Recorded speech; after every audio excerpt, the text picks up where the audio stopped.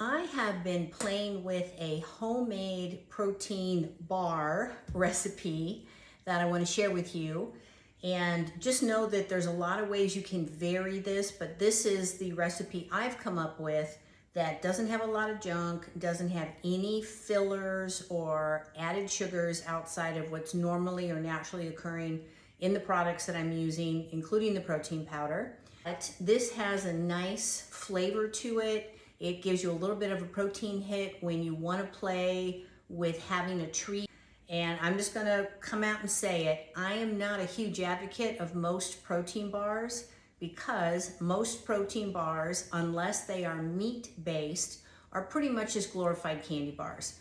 Some of the variations that you can add in addition to what I'm gonna put in are coconut flakes, additional nuts that maybe you wanna roast, even chocolate chips, or make a nice little chocolate coating on top. But what I do like about this, it has a protein and fat balance that if I'm having this treat, it's actually gonna be really delicious and nutritious. So nut butter, right now I'm using an almond butter that I got at Trader Joe's. I also like a macadamia and cashew nut butter by Blueprint that I get online that's really, really tasty. I'm gonna use 1 cup of this.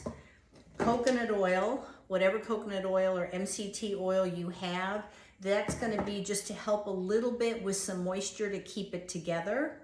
Also, a little bit of coconut milk is gonna go in this. I've got a teeny bit of vanilla that I wanna try out here from Trader Joe's that actually has vanilla bean specks in it. A 3/4 to 1/2 cup of hemp hearts, unless you're adding some other roasted nuts or pecans or something like that into the mixture, in which case maybe I'd back this off a little bit.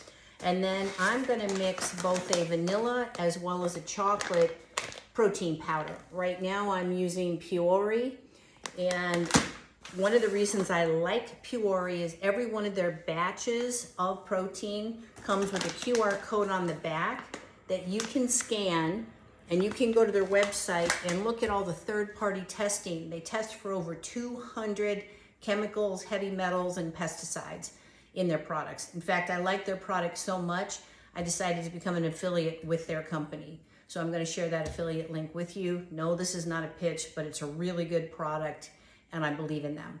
So I'm gonna do a quick down and dirty. I don't need to show you how to measure everything out, but I'll film again when I get to closer to the finished product. All right, so I've got the consistency I want. I am gonna put this into my bowl, my pan here.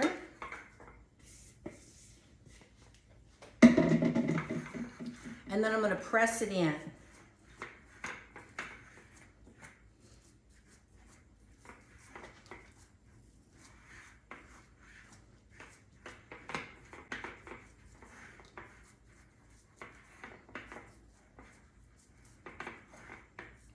Try to even it out a bit.